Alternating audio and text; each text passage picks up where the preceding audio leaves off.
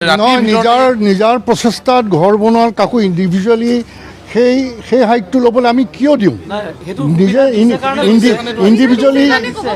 জুবিন গাৰ্গৰ ক্ষেত্ৰত তুলুঙা মন্তব্য দি বিপদত প্ৰাঞ্জল শইকীয়া। হয়, অভিনেতা প্ৰাঞ্জল শইকীয়া। এইজন প্ৰাঞ্জল শইকীয়াই জুবিন গাৰ্গক সমূলি ভাল পোৱা নাছিল আৰু এই সময়খিনিত জুবিন গাৰ্গ নোহোৱা হৈ যোৱাৰ 6টা মাহ পিছত এনে মন্তব্য আগবঢ়াইছে জুবিন গাৰ্গক লৈ এইজন প্ৰাঞ্জল শইকীয়াই।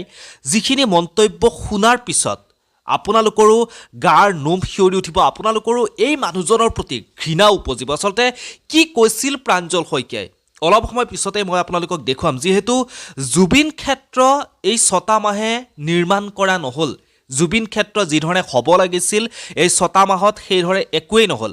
অৱশেষত বৰষুণৰ পানীৰ পৰা ৰক্ষা পাবৰ কাৰণে সেই ঠাইখিনি বোকাময় হৈ নাযাবৰ কাৰণে জুবিন ক্ষেত্ৰত গৰিমা শইকীয়া গাৰ্গে আৰু জুবিন গাৰ্গৰ কেইজনমান অনুৰাগীয়ে লগ হৈ তেওঁলোকে একেলগে তিৰপাল তৰিব লগা হৈছিল। আনকি আগতে যি তিৰপাল তৰা হৈছিল সেয়া সম্পূৰ্ণৰূপে ফালি ছিঙি গৈছিল, তাত বৰষুণৰ পানী পৰিছিল। সেইবোৰ সলনি কৰি নতুনকৈ তিৰপাল দিয়াৰ ব্যৱস্থাখিনিও কিন্তু কমিটিয়ে নকৰিলে, চৰকাৰখনে নকৰিলে। আৰু এই চৰকাৰে কিন্তু কৈছিল যদি আমি আপোনালোকক যদি জুবিন গাৰ্গক ন্যায় দিব নোৱাৰোঁ তেতিয়াহ'লে আপোনালোকে বিজেপিক ভোট কিহৰ কাৰণে দিব, এনেকুৱা মন্তব্য দিছিল। আৰু এতিয়া এইজন প্ৰাঞ্জল শইকীয়া, অভিনেতা এইজন প্ৰাঞ্জল শইকীয়াই এনে মন্তব্য আগবঢ়াইছে। মই মন্তব্যখিনি আপোনালোকক শুনাইছোঁ, মন্তব্যখিনি আপোনালোকে শুনক। যিহেতু এই ঘটনাটো হোৱাৰ পিছতেই জুবিন ক্ষেত্ৰৰ সেই পৰিৱেশ হৈ যোৱাৰ পিছতেই মানস ৰবীন জুবিন ক্ষেত্ৰত গৈছিল আৰু মানস ৰবীনে গৈ কৈছিল যে 3 দিনৰ ভিতৰত জুবিন ক্ষেত্ৰৰ পৰিৱেশ সম্পূৰ্ণৰূপে সলনি কৰি দিম। কিন্তু এই প্ৰাঞ্জল শইকীয়াই তাৰ মাজতে বাধা দিবৰ কাৰণে কিহৰ বাবে আহিল এই প্ৰাঞ্জল শইকীয়া জুবিন দা বুলি কোৱাৰ লগে লগে বিষয়টো 24 ঘণ্টাৰ কথা নাহে, কাৰণ জুবিন দাৰ বিষয়টো অকণমান সুকীয়া। কাৰণ জুবিন দা বুলি কোৱাৰ লগে লগে আমি এটা মিনিট আমি সময় দিব লাগিব। কিন্তু 6টা মাহে কিয় বহি থকা হ'ল? জুবিন গাৰ্গৰ যি স্মৃতি ন্যাস গঠন কৰি দিয়া হৈছিল, এই গোটেইখিনি মানুহ গোট খুৱাই কামটো চলিড কামটো আগবঢ়াবৰ কাৰণে কিছু সময় লাগিছে ডেফিনেটলি। মই নিজেই এই কামটোত মই সিদিনাখনো কৈছোঁ যে কনষ্ট্ৰাকশ্যন আৰম্ভ হোৱাৰ লগে লগে আমি কিন্তু চাবলৈ যাম। আজি কেইদিন হৈছে নাজানো ইয়াৰ আৰম্ভ হোৱা, কিন্তু আমি কৈছোঁ যে মূৰ দাঙি উঠিব লাগিছিল বুলি ভাবোঁ। ভাবিবলৈ বহুত কথাই আছে, কিন্তু কামটো হ'ব লাগে।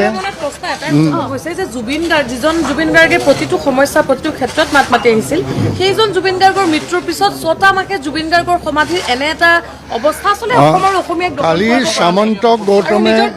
কালি সামন্ত গৌতমে এটা পোষ্ট দিছে, কাৰণ এই সমিতিটোত তেওঁলোক সকলো আছে, তেওঁলোক আমাৰ ফেমিলি গৰিমাহঁত সকলো আছে ইয়াত। সামন্ত গৌতমে এটা পোষ্ট দিছে, সেই পোষ্টটো খুব এফেক্টিভ পোষ্ট। তাৰ ওপৰত ময়ো দুআষাৰ কথা লিখিছোঁ যে সেই চিন্তাটোত জুবিন গাৰ্গ আমাৰ হিয়ানামতো আমাৰ কালচাৰেল আইকন সেই সকলো, আৰু তাৰ কাৰণে দায়ী আমি এই সমিতিটোত জড়িত প্ৰত্যেকে আমি গাত লৈছোঁ এইটো কথা। কালি সামন্ত গৌতমে যিটো পোষ্ট দিয়ে তাত মই এই কথাটো লিখিছোঁ। তেওঁ কৈছে যে এই কথাটোত আমাৰ দুৰ্ভাগ্য কি আমি ইয়াত সকলোৱে একেলগে আমি আহি পেলাই কামটো কৰিব পৰা নাই।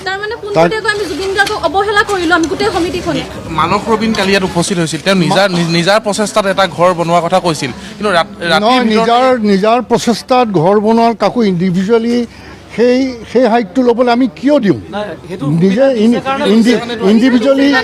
ইণ্ডিভিজুৱেলি বহুতে কৰিবলৈ আহে।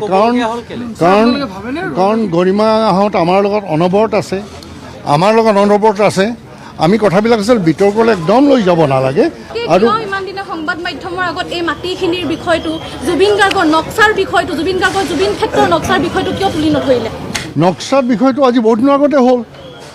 আজি ইয়ালৈ অহাৰ কথাটো হৈছে কি, আজি আমি এই কামখিনি ডেভেলপমেণ্টটো ইমিডিয়েট কিটো হৈছে আৰু তাৎক্ষণিকভাৱে কেইদিন লাগিব, এই আমি য'ত থিয় হৈ আছোঁ তাৰ পৰা বস্তুখিনি শ্বিফ্ট কৰিব লাগিব।